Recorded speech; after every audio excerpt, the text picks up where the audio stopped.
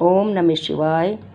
शिव महापुराण में जब पार्वती माता की विदाई का टाइम था तो मैना के इच्छा अनुसार एक ब्राह्मण पत्नी का पार्वती को पति धर्म का उपदेश देना। तो ये उपदेश इस प्रकार है। ब्राह्मण पत्नी बोली, गिरिराज किशोरी, तुम प्रेम पूर्वक मेरा यह वचन सुनो। यह धर्म को बढ़ाने वाला, इहलोक और परलोक में भी आनंद देने वाला तथा श्रोताओं को भी सुख की प्राप्ति कराने वाला है। संसार में पतिव्रता नारी ही धन्य है, दूसरी नहीं। वह विशेष रूप से पूजनीय है। पतिव्रता सब लोगों को पवित्र करने वाली और समस्त पाप राशि को नष्ट कर देने वाली है। शिव जो पति को परमेश्वर के समान मानकर प्रेम से उसकी सेवा करती है, वह इहलोक में संपूर्ण भोगों का उपभोग करके अंत में कल्याणमय गति को पाती है। सावित्री, लोपा, मुद्रा, अरुंधति, सांडली, शत्रुपा, अनसुईया, लक्ष्मी, सवदा, सती, संज्ञा, सुमति, सरदा, मेना और सभा, ये तथा और भी बहुत सी स्त्रियां साध्वी कही गई हैं। यहाँ विस्तार भर भय से उनका नाम नहीं लिया गया। वे अपने पतिव्रत के बल से ही सब लोगों को पूजनीय तथा ब्रह्मा, विष्णु, शिव एवं मुनीश्वरों को भी माननीय हो गई हैं। इसलिए तुम्हें अपने पति भगवान शंकर की सदा सेवा करनी चाहिए। वे दीन दयालु, सबके सेवनीय और सत्पुरुषों के आश्रय हैं। श्रुतियों और स्मृतियों से पतिव्रत धर्म को महान बताया गया है। इसको जैसा श्रेष्ठ बताया जाता है वैसा दूसरा धर्म नहीं है, यह निश्चयपूर्वक कहा जा सकता है। पतिव्रत धर्म में तत्पर रहने वाली स्त्री अपने प्रिय पति के भोजन कर लेने पर ही भोजन करे। सिवे सब जब पति खड़ा हो तब साध्वी स्त्री को भी खड़ी ही रहना चाहिए। शुद्ध बुद्धि वाली साध्वी स्त्री प्रतिदिन अपने पति के पति के सो जाने पर सोए और उसके जागने से पहले ही जग जाए। वह छल कपट छोड़कर सदा उसके लिए हितकर कार्य ही करे। शिवे साध्वी स्त्री को चाहिए कि जब तक वस्त्र आभूषण से विभूषित न हो ले तब तक वह अपने को पति की दृष्टि के सम्मुख न लाए। यदि पति किसी कार्य से परदेश में गया हो तो उन दिनों उसे कदापि श्रृंगार नहीं करना चाहिए। पतिव्रता स्त्री कभी पति का नाम न ले। पति के कटु वचन कहने पर भी वह बदले में कड़ी बात न कहे। पति के बुलाने पर वह धरती के सारे कार्य छोड़कर तुरंत उसके पास चली जाए और हाथ जोड़ प्रेम से मस्तक झुकाकर पूछे, नाथ किस लिए इस दासी को बुलाया है? मुझे सेवा के लिए आदेश देकर अपनी कृपा से अनुग्रहित कीजिए। फिर पति जो आदेश दे उसका वह प्रसन्न हृदय से पालन करे। वह घर के दरवाजे पर देर तक खड़ी न रहे, दूसरे के घर न जाए, कोई गोपनीय बात जानकर हर एक के सामने उसे प्रकाशित न करे। पति के बिना कहे ही उनके लिए पूजन सामग्री स्वयं जुटा दे तथा उनके हित साधन की यथोचित अवसर की प्रतीक्षा करती रहे। पति की आज्ञा लिए बिना कहीं तीर्थ यात्रा के लिए भी न जाए। लोगों की भीड़ से भरी हुई सभा या मेले आदि के उत्सवों को देखना वह दूर से ही त्याग दे।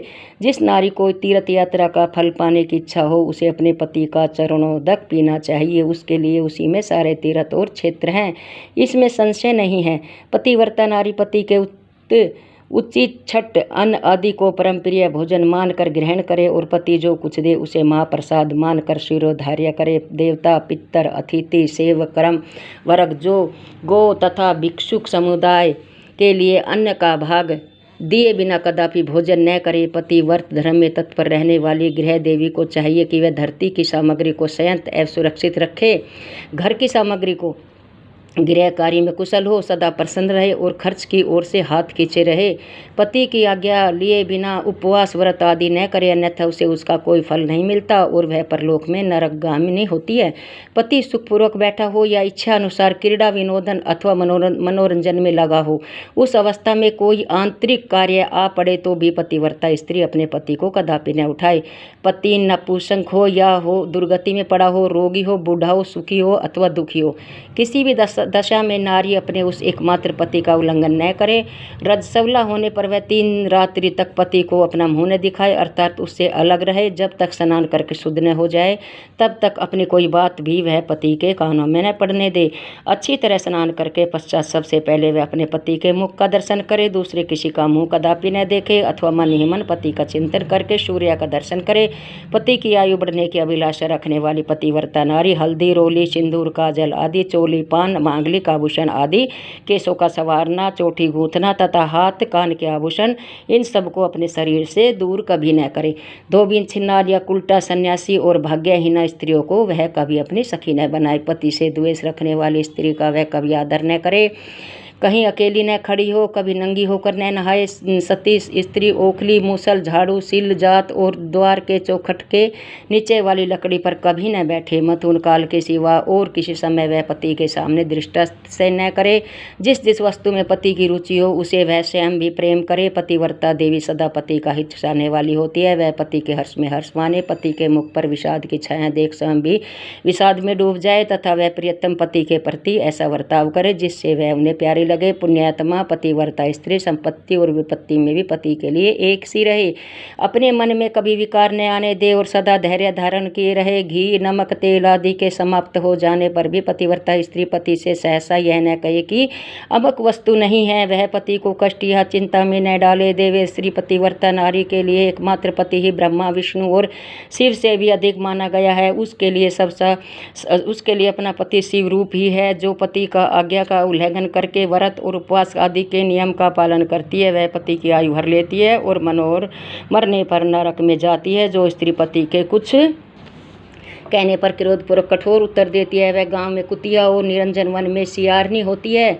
नारी पति से ऊंचे आसन पर न बैठे, दुष्ट पुरुष के निकट न जाए और पति से कभी कातर वचन न बोले। किसी की निंदा न करे, कलह को दूर ही त्याग दे।